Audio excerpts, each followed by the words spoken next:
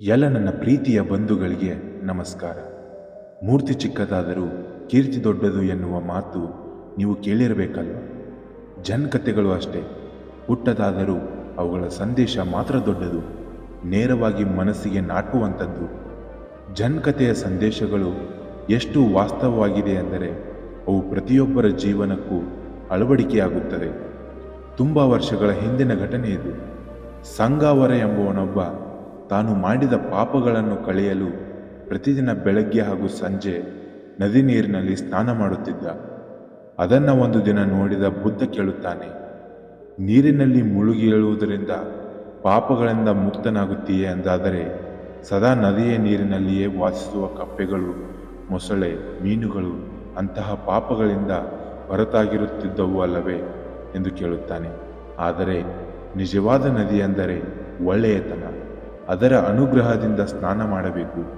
ಅದರೊಳಗೆ ಮುಳುಗಿದರೆ ಪವಿತ್ರನಾಗುತ್ತೀಯ. ಅಂತಹ ನದಿಯ ನೀರನ್ನು ಸೃಷ್ಟಿ ಮಾಡಿಕೊಂಡು ಹಾರಿ ಈಜುವುದನ್ನು ಕಲಿ. ನೀನು ಮಾಡಿರುವ ಪಾಪಗಳಿಗೆ ಇದೇ ಪರಿಹಾರ ಎನ್ನುತ್ತಾನೆ ಬುದ್ಧ. ವ್ಯಕ್ತಿ ಜೀವನದಲ್ಲಿ ಪಾಪ ಕಾರ್ಯಗಳನ್ನೇ ಮಾಡಿ ಅದನ್ನು ಪರಿಹರಿಸಿಕೊಳ್ಳಲು ದೇವರಿಗೆ ಹರಕೆ ಹೊತ್ತುಕೊಳ್ಳುವುದರಿಂದ ಅಥವಾ ಪವಿತ್ರ ಸ್ನಾನ ಕೈಗೊಳ್ಳುವುದರಿಂದ ಏನೂ ಪ್ರಯೋಜನ ಆಗುವುದಿಲ್ಲ. ಇತರರ ಮನ ನೋಯಿಸಿ ಖುಷಿಪಟ್ಟುಕೊಳ್ಳುವುದು ಪಾಪಕರ್ಮವೇ ಸರಿ. ಅದರ ಬದಲು ಬದುಕಿನಲ್ಲಿ ಇತರರಿಗೆ ಒಳ್ಳೆಯದನ್ನೇ ಮಾಡಬೇಕು.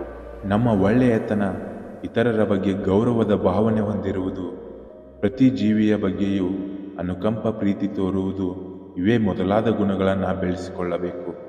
ಆಗ ಪಾಪದ ಕರ್ಮದ ಪ್ರಶ್ನೆಯೇ ಬರುವುದಿಲ್ಲ.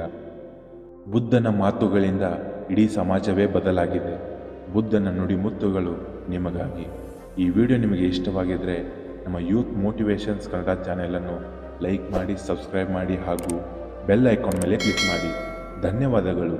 ಜೈ ಹಿಂದ್, ಜೈ ಕರ್ನಾಟಕ ಮಾತೆ. ನಾನು ನಿಮ್ಮ ಅಕ್ಷಯ್, ಸೈನಿಂಗ್ ಆಫ್.